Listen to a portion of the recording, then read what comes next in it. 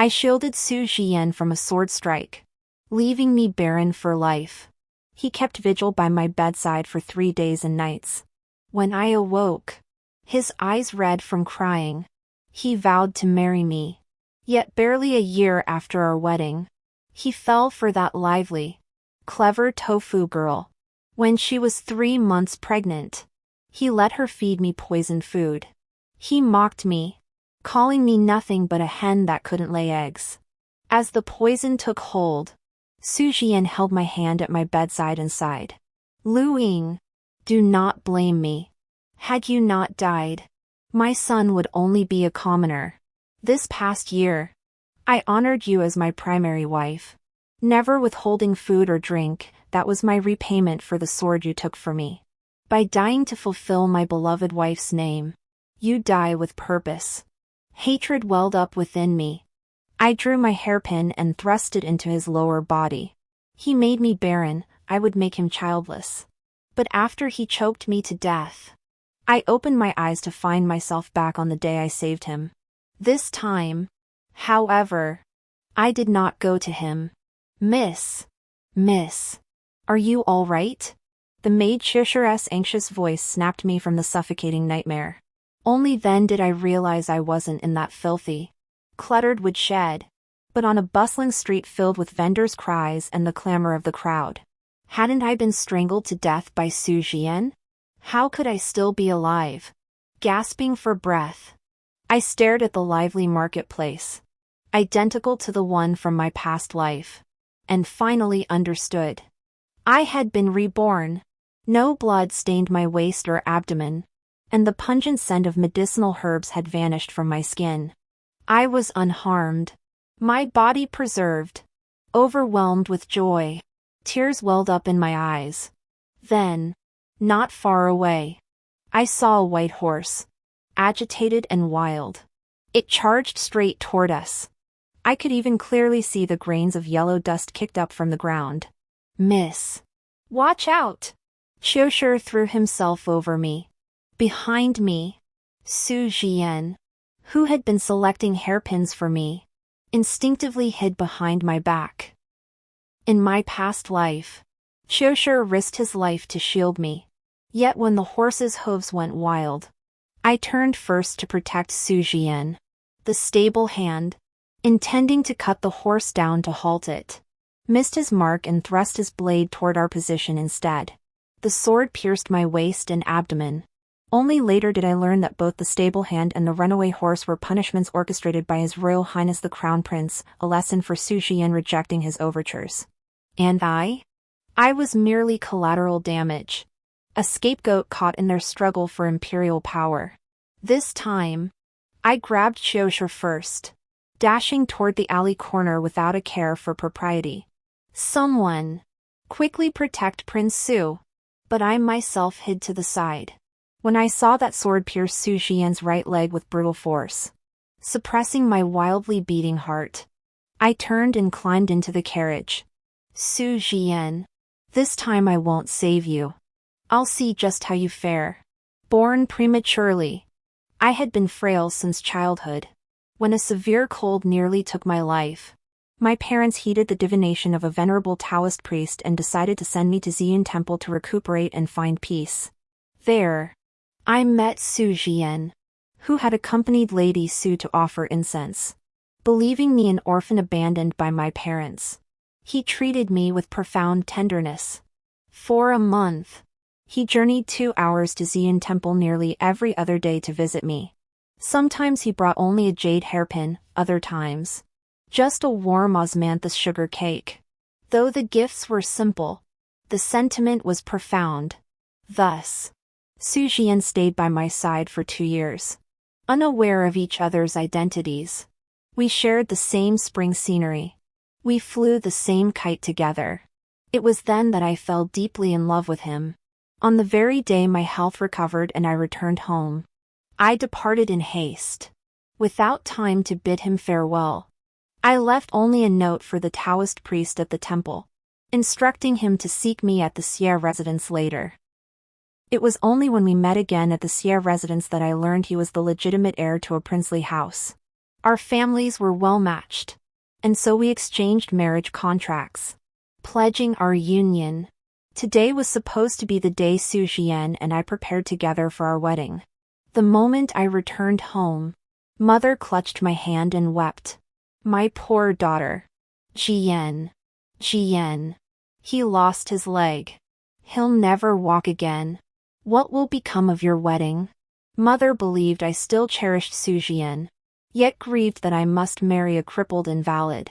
When she heard I was willing to call off the engagement, her eyes brimmed with joy as she assured me, "Rest assured, Father and Mother will dissolve this match no matter what." But predictably, the Su family refused. They even spread rumors, claiming Su Jian's severe injuries resulted from me pushing him out to take the blade. They called me ungrateful, saying it was cruel and unjust to break the betrothal after he was wounded. Yet in my past life, by this time, he had already been up to no good with that tofu girl from the corner. So when I sent someone to bring that tofu girl, Wang Linglong, to the Su residence, Su Jian panicked. "Madam," he pleaded, "I wish to stand by Jian through thick and thin. Yet his ambiguous relationship with this tofu seller brings me profound shame." I dabbed at my eyes with a handkerchief, feigning deep hurt. If the Su household disposes of her, the marriage may still proceed. My parents shot me a disappointed glare, convinced I'd changed my mind. Little did they know Wang Linglong was a secret agent sent by the crown prince. Her sole purpose was to whisper sweet nothings into Su Jian's ear, persuading the Su household to switch allegiance from the ninth prince to become advisors to the crown prince. Thus, Wang Linglong would never relinquish such a golden opportunity. She immediately knelt on the ground and began banging her head fiercely against the floor, refusing to stop even as her forehead bled profusely. "Madam, Master Su, please spare me. I am already 1 month pregnant." The expressions in the side chamber shifted wildly. Su Jian suppressed his wild joy, while Madame Su felt both elation and sorrow. Only my parents and I breathed a sigh of relief. Indeed, Su Jian's sword had not merely wounded his thigh.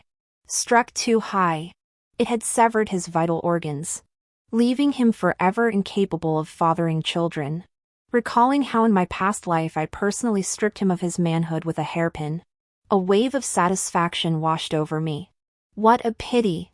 This lifetime, before I could act, fate intervened, mirroring the past exactly. Deep down, I even felt a flicker of regret at not being able to take revenge with my own hands. But after Mrs. Su feigned a slap at Su Jian, she still seemed unwilling, though her tone softened considerably. "Minister Xia, while Jian has indeed wronged Luiying, he was merely blinded by that lowly tofu girl, a mere passing fancy. If Luiying were to marry into our household, she would not only become a noble mistress but also avoid the hardships of pregnancy, bearing children directly. This would be a most fortunate outcome." Even Su Jian was shoved forward by his guards, stool and all. Landing before me, he gazed at me with feigned devotion, echoing the words, "Luiying, you alone dwell in my heart. That tofu girl was but a drunken haze. If you forgive me this once, I swear never to marry again." His scheme was practically laid bare before our Xia household. I was so furious I nearly laughed. Mother rejected him outright, her voice laced with cold derision. "Madame Su, this jest is hardly amusing. My daughter is neither barren nor unmarriageable. Why must you insist on clinging to your tree? Should your household refuse to annul the betrothal, so be it. Let the people of the capital judge for themselves. Before the mistress has even entered the household, a concubine is already pregnant. Let's see whose face this truly tarnishes, ours or yours." Su Jian and I ended the engagement. As soon as we stepped out of the Su residence, Mother raged, cursing them as shameless and disgraceful. I privately dispatched people to spread word of Su Jian's foolish actions far and wide. Mind you, it was Mother who promised not to spread it, not me. Thus, the winds of the capital shifted overnight. Mentioned Su Jian, and people called him a fickle good-for-nothing. Speak of me, and they sighed over how the legitimate daughter of the Grand Tutor could suffer such humiliation. Back at our residence, fearing I'd be heartbroken, father and mother tried every trick to cheer me up. They urged me to invite familiar sisters for spring outings, or summoned the Cheongi workshop to craft fine garments from the finest fabrics.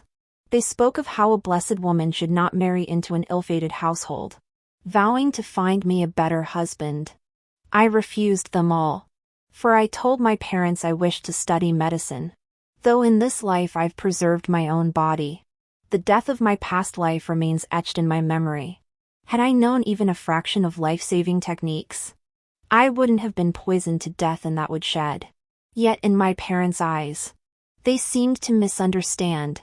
Mother pleaded earnestly, Lu Ying, I know you still worry about Jian's injuries, but so many imperial physicians have declared him beyond saving. Even if you started studying medicine now, it would be too late. Father also disagreed. You are the legitimate daughter of this household. Whatever you wish to study, I would grant. But I cannot bear to see my beloved daughter, whom I've cherished since childhood, endure hardship treating other men. Do you understand my meaning? I couldn't help but laugh, repeatedly assuring them, I merely wish to learn some medical skills for my own benefit. I have no intention of meddling in Su Jian's fate. Only then did my parents relax. Finding an elderly physician who had retired from the Imperial Medical Academy, intending to spend his twilight years in peace, to teach me medicine, just as I was about to forget Su Jian. One day, as I left the manor to attend my lessons, I encountered Su Jian waiting outside.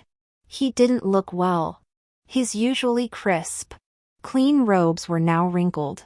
Closer inspection revealed a printed silk pouch tucked at his lower back, emitting a faint, unpleasant scent. Though slightly thinner, his face remained as fair as jade, yet his eyes held a trace of self-reproach. Lu Ying, might we speak further? Qiu Shi stepped forward, gesturing for me to cover my nose and mouth with a handkerchief, her tone dripping with disgust. Miss, what is that smell? It's like he just came from the outhouse. Stay away. Don't let it get to you. I chuckled inwardly, covering my face with the silk handkerchief and preparing to leave. Su Jian spun his wheelchair urgently to catch up, looking utterly confident. Lu Ying, didn't you study medicine for my sake? Now that I've come to see you out of our past affection, why must you still put on airs? I stopped and turned, raising an eyebrow at him. Your Highness, did you break your leg or your brain? Su Jian, mistaking my tone for concern, eagerly replied. Naturally. Only my leg is injured. Oh. I draw out the syllables. One might think the Crown Prince has injured his brain, still dreaming with his mind clouded. I annulled our betrothal long ago. By both sentiment and reason, we have nothing left to say. I must excuse myself. As I turned to leave, his voice carried reproach and sorrow. Xia Lu Ying, you are truly heartless. After all these years of friendship, you now turn your back on me without a second thought. You used to cherish me most of all. Now, after being injured for so long, you haven't visited me once since the day we broke off the engagement. Don't think learning medicine will make me feel anything for you now. I couldn't help but clench my silk handkerchief, convinced he was seriously ill. Yet the next instant, his wheelchair surged forward, blocking my path. His gaze now resembled a venomous snake striking, sending an involuntary shiver down my spine. His words plunged me into an abyss. Xia Lu Ying, why won't you protect me this time? My heart lurched. I'd known Su Jian for 4 years, married for 1. I could read his mood from the slightest shift in his expression. But now, his aura was dark and menacing, his voice low and heavy, a stark contrast to the youthful vigor of moments ago. The cruelty in his eyes, however, mirrored the very gaze he'd held when he strangled me in my past life. Almost instinctively, I knew Su Jian had reincarnated too. My heart raced with unease, though my face remained impassive. "Why didn't I protect you?" I exclaimed, scrambling to my feet and calling Qiushi to summon the mansion guards to shield you. My words flowed, yet my heart seethed with fury. How dare he ask such a question? In my past life, I fought desperately to shield him, only to meet a tragic end in the woodshed and be cursed with lifelong infertility.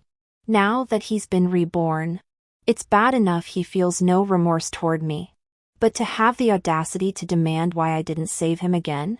Su Jian seemed still dazed by his rebirth, continuing to ask with a bewildered expression. "Then why won't you marry me in this life?" Ha! I couldn't help but snort coldly, determined to pretend I hadn't heard. "Your Highness truly has a short memory. You've already committed yourself to that being-cured girl, Wang Linglong. I've never had a habit of stealing men from other women. No. A barren woman like you, who else would want you besides this prince? You were meant to be my wife." It seems Su Jian's memories have become entangled with his past life. What a ridiculous notion of a wife. The very thought infuriates me. If this wife means an early grave for me, then let Wang Linglong keep it. I loosened my hairpin with a flick of my wrist, strode up to him in 3 strides, and slapped him hard across the face. "Prince Su, we are not meant for each other. Cease this nonsense that slanders my reputation. Otherwise, don't blame the Xia household for being impolite." The next instant, the hairpin plunged into his trouser leg, sending him into a panic, trembling uncontrollably. The stench of urine beneath him seemed to grow stronger. No doubt, he had recalled how I had used this very hairpin to pierce him with excruciating pain in my previous life. 7. After that day, Su Jian never came looking for me again. He spent his days raging in the courtyard, utterly unable to accept becoming crippled in this life. Though I never learned how his past life with Wang Linglong ended. They must have been inseparable. Otherwise he wouldn't have promised to marry her the moment she bore his child, regardless of gender. Yet whether I was boating to admire the scenery or studying medicine daily, I always happened to run into Su Jian. They flirted and bickered, feeding each other pastries. If not for his broken leg confining him to a wheelchair, I'd swear he'd perform a live love scene right before my eyes, just to show how deeply in love they were. My heart churned violently, yet Su Jian seemed convinced I still harbored feelings for him. One day, while Wang Linglong was absent, he even dared to lord over me, issuing orders with an air of superiority. "Lu Ying," he began, "I've thought it through. Our past grievances are settled, mutually offset. Now." He seemed to suddenly recall something only he knew about past lives and present ones. So he quickly amended his words. "Linglong and I are deeply devoted to each other. But I know full well how profoundly you love me. Since Linglong's status is lowly, I've agreed you may marry me as my legitimate wife." I raised an eyebrow. "But you adore Linglong. After she bears your child, it will be considered illegitimate." Su Jian, thinking I'd agreed, casually added, "We'll just raise the child under your name. It's no big deal." I nearly burst out laughing. Right. I could have saved my life. I could have made his illegitimate son the legitimate heir. Yet he still killed me in the past life. I suppose it was because in that past life, with my father's backing, he had already reached the pinnacle of power. He no longer needed the Xia family behind me as support. Secondly, Linglong wanted to be the main wife. And without my background, I could no longer bear children for him. I became a useless pawn. As long as I lived, he would remember I was his benefactor. It was better to be dead and gone. Fearing I might recklessly kill him, I merely offered a few perfunctory words before turning away. Yet the next day, When Wang Linglong left the mansion to select hairpins, I collided with her at the Jade Pavilion. The once modest Wang Linglong now wore Suzhou brocade, the capital's most fashionable fabric. Her timid demeanor had vanished entirely. Every so often, she would deliberately stroke her slightly rounded belly with a look of satisfaction. Each time I selected a piece of jewelry, she signaled the servants behind her to take it away. Finally, when she snatched the 5th jade bracelet I had chosen, Qiu Shi, at my signal, stepped forward and slapped her across the face. "Who do you think you are? Snatching our young mistress's belongings?" Wang Linglong instantly clutched her face and snapped at me. "Opening a shop means doing business. If you won't buy, don't expect others to." Miss Xia is being unreasonable. Could it be she's still upset that Jian favors me? I cursed her stupidity inwardly, yet wore an air of haughty superiority. "You're merely a lowly concubine, you're not worthy of this young lady's pity." "Enough. Qiu Shi. I'm destined to marry into the Su household anyway. Today's punishment suffices." Wang Linglong froze, trailing behind me with relentless questions. "Impossible. Your engagement to Xian was annulled long ago." Qiu Shi shot her a contemptuous glance. "The Su heir holds deep affection for our young mistress. She forgave him long ago and intends to marry him. You. Humph. Just wait until the young mistress enters the household, then you'll see." Wang Linglong watched our retreating figures, her expression darkening. Once aboard the carriage, Qiu Shi chuckled. "Miss, the shopkeeper just mentioned those jewels cost over 10,000 taels. Word is she doesn't have enough silver on hand and has already sent someone back to the Su residence to demand payment." My mood lifted considerably. After all, it was merely a performance. Not only did it allow my Jade Pavilion to rake in such a fortune, but also send a warning shot across Wang Linglong's bow. She was merely a favored concubine, out for a casual stroll. Yet she dared to spend tens of thousands of taels while the Su household faced hardship. Plenty of drama awaited her back home, and I swiftly achieved my goal. Wang Linglong ultimately sealed her marriage to Su Jian, for the crown princess claimed an instant kinship with Wang Linglong. She even adopted her as a sworn sister. The crown princess was the legitimate daughter of the Langya Shao clan. 3 generations of her ancestors had been bestowed with the imperial sword of justice. Her influence in court was vast, her roots deep and entrenched. Since she was now a sworn daughter, remaining a secondary concubine was no longer fitting. Moreover, the crown prince promptly proposed their marriage. Madame Su immediately consented to marry Wang Linglong with the full honors of a primary wife, following the traditional 3 mediators and 9 betrothal gifts. But then Su Jian appeared again, more smug than ever. "Firefly," he sneered, "even if I'm crippled now, what if you refuse to marry me? Linglong truly loves me. You must attend my wedding." He even had his men personally deliver the invitation. It made sense. Before, his desire to marry me stemmed from the Xie family fortune behind me. But now, Wang Linglong had risen to become the new noble. And as his beloved, he naturally had no need for me anymore. On the wedding day, carriages crisscrossed the streets. Citizens pressed shoulder to shoulder, craning their necks to catch glimpses of the 10-mile-long procession of red wedding attire. The eaves and corners of the Su residence hung heavy with crimson silk and brocade, joy radiating from every corner. After the wedding rites, Wang Linglong waited in the bridal chamber. Before leaving the estate, I took Qiu Shi down a side path to the public latrine. Passing the rockery by chance, there I saw Wang Linglong, clad in her wedding gown, throwing herself into the crown prince's arms, pouring out her grievances. "Your Highness, that Su Jian is utterly repulsive. I couldn't endure another day with him. If not for fear that Xia Luiying would ruin our plans by marrying in, I'd never have agreed to this union. You're the only one in my heart. When will we finally make our move?"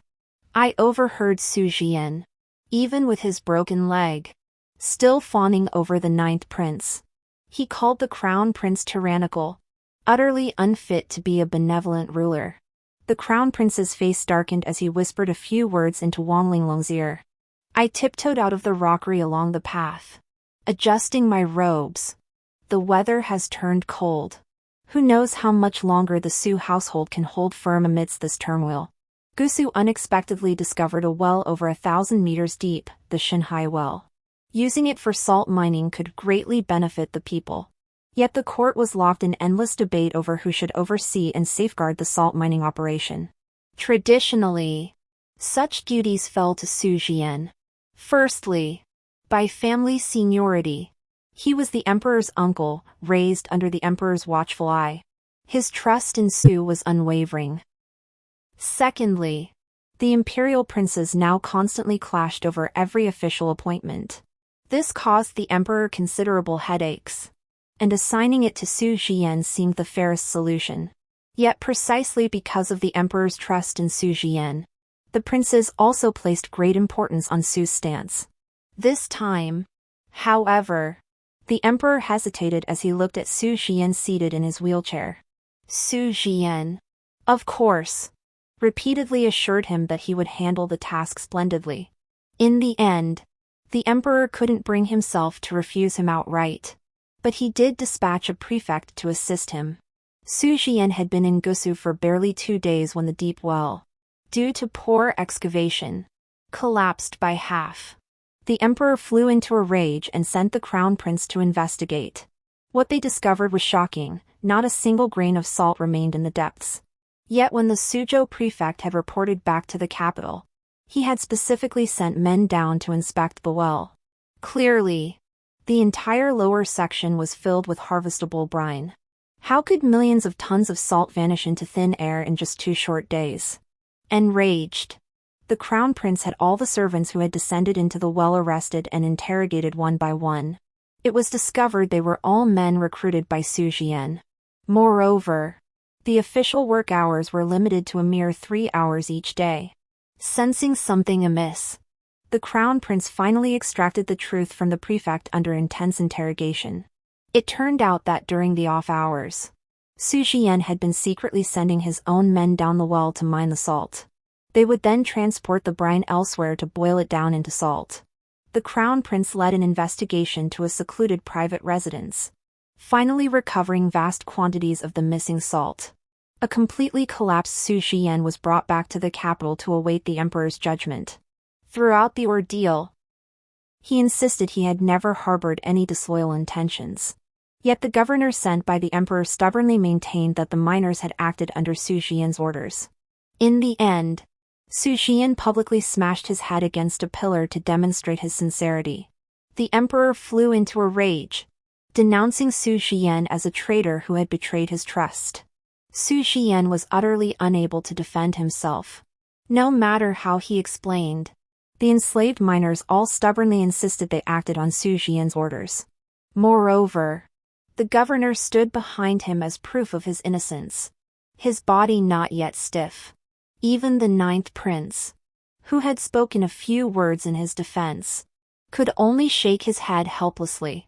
Out of respect for Su Jian's late father, the emperor spared the lives of his entire family. Yet their estate was confiscated, their princely title revoked, and they were reduced to commoners. Upon returning home, Su Jian discovered Wang Linglong had long vanished without a trace. He recalled how Wang Linglong had incessantly whispered in his ear about the crown prince's exceptional talents, how the ninth prince lacked the ability to govern the realm. At the time, Su Jian had dismissed her words, brushing her off with a curt, "What could a woman possibly know?"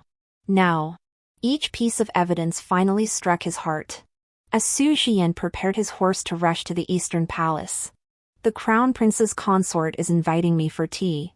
Su Jian froze, then knelt to beg the crown prince for an audience. When he saw Wang Linglong dressed in finery behind the crown prince, Su Jian roared in fury, heedless of his surroundings. "You vile woman! I treated you well, yet you've become the crown prince's lackey. Wang Linglong kicked him with a coquettish laugh. The wheelchair spun, flinging him onto the ground, exposing the empty space beneath one trouser leg.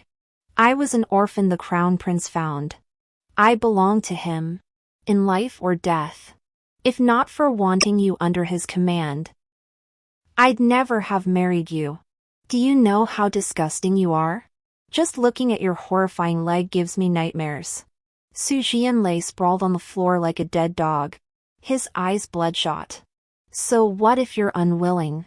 You still have the Su family's heir. Wang Linglong impatiently patted her flat stomach. Of course I'm lying to you. You fool. Later. Su Jian begged the crown prince for another chance.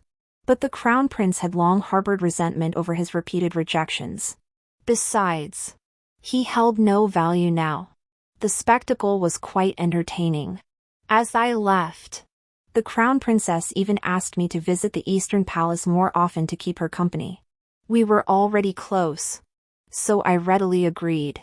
Little did I expect Su Jian hadn't departed yet. He looked utterly wretched, his expression haggard. His voice carried a hint of pleading. Lu Ying, for the sake of our years of friendship, could you ask Grand Tutor Xie to intercede for the Su family? I truly was framed. I stopped dead, fixing my gaze on his eyes as I demanded. Why should I? Why should I help a man who once tried to kill me? Su Jian reached out to tug at my sleeve, but upon seeing his mud-caked hand, he lowered his head. A bitter smile forced its way through his shock. You remember? Lu Ying. I know I was wrong. I regret it. I never knew that bitch Wang Linglong was sent by the crown prince. If not for her, I wouldn't have betrayed you, let alone killed you. So it all comes back to blaming that bitch Wang Linglong. I snorted derisively. If not Wang Linglong, it would have been Li Linglong. Su Jian, you never truly believed you were at fault. You just wanted it all. Now that Wang Linglong betrayed you, you suddenly remember my worth. I swept my gaze over him from head to toe.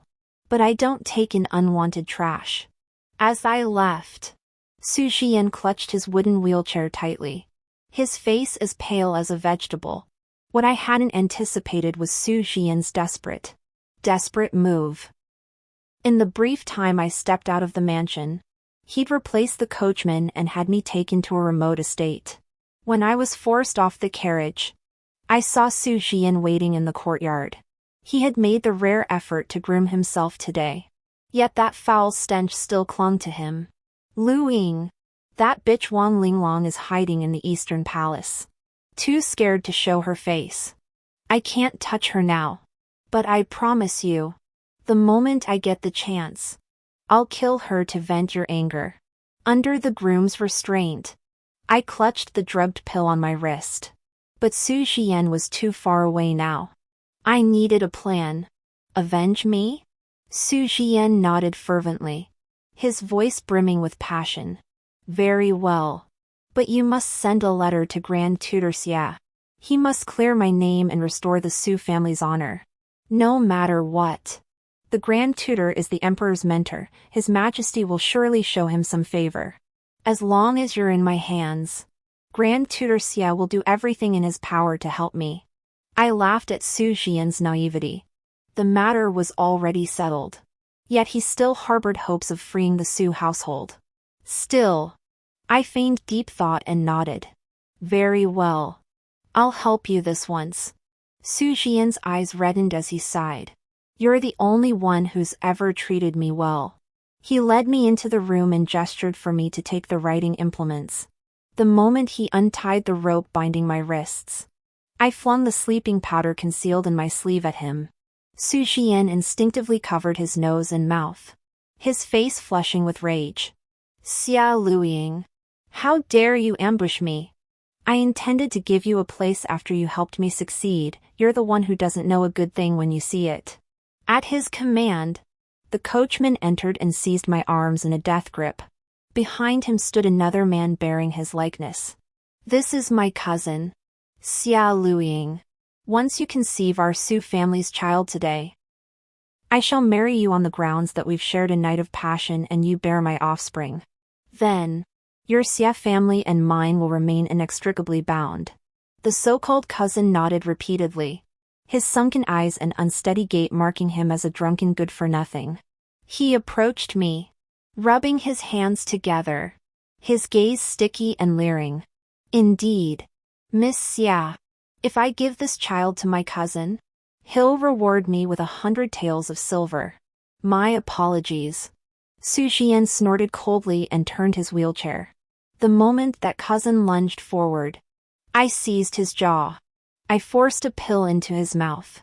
Before Su Xian could turn his wheelchair, the powdered medicine drifted down, blanketing him from head to toe. He slumped limply in the wheelchair, panic-stricken as he demanded to know what was happening. Su Xian, I told you I studied medicine. This is muscle-relaxing powder. Feeling weak is normal. When you killed me in my past life, I resolved to master medicine to protect myself. As expected, I didn't study in vain. His cousin writhed in agony on the floor, his body covered in bloody scratches. Oh, as for your cousin, he's been poisoned with the carefree pill. First, his entire body itches relentlessly. Then he scratches himself to death. I originally intended to use this poison on you, but I reconsidered. It would have been too easy for you. Su Xian watched my retreating figure, cursing incessantly behind me. Xia Luiying, you venomous woman. Release me at once. Truth be told, this fate should have been yours. Had you saved me then, I wouldn't have married that poisonous woman Wang Linglong. I wouldn't be homeless now. No point quarreling with a grasshopper after autumn. Stepping out of the courtyard, I instructed the guards stationed in the shadows to relay Su Xian's fate to the crown princess. The moment I witnessed Su Xian's downfall at the Eastern Palace, I knew he'd pin every misfortune on me. Even if the crown princess didn't believe Su Xian would seek revenge, I knew he wouldn't let me off so easily. Thus, I formed an alliance with the crown princess. I was responsible for relaying Su Xian's whereabouts to her. She, in turn, was tasked with luring the reclusive Wang Linglong out of the mansion. No woman enjoys seeing another vying for her husband's favor. Not even the crown princess consort was an exception. Using Su Xian to eliminate Wang Linglong was entirely to our advantage. Thus, when Wang Linglong accidentally learned of Su Xian's whereabouts, she swiftly disguised herself as a lowly maid and secretly made her way to the estate. Fortunately, she hadn't taken Su Xian, a cripple, seriously. She came alone. But the powder I gave Su Xian wasn't the muscle-relaxing powder at all. It was the strength-enhancing pill.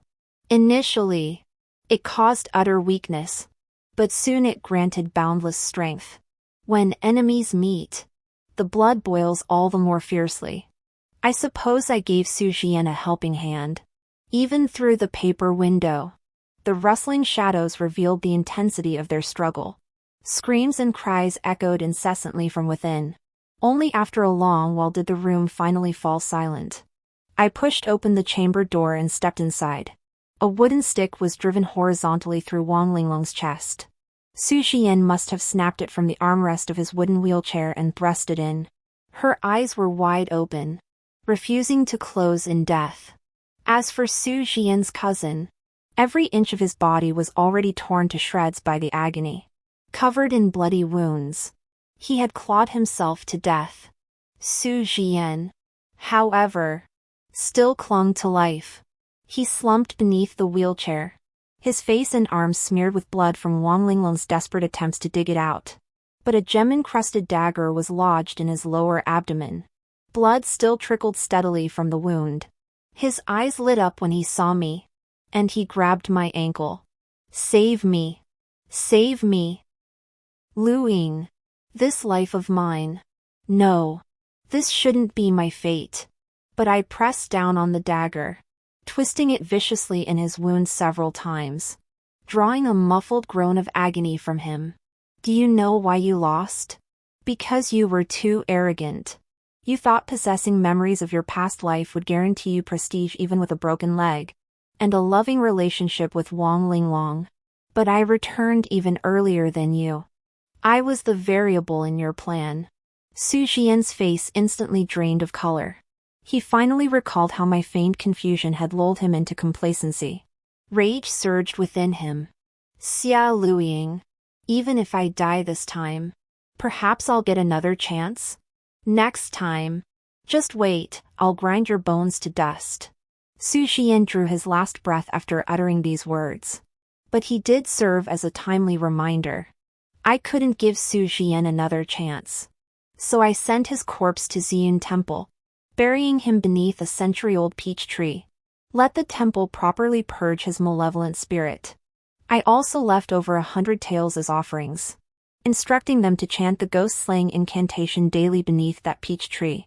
We met and grew close at Ziyun Temple. Let this temple be the final stage for settling our 2 lifetimes of grudges. The end.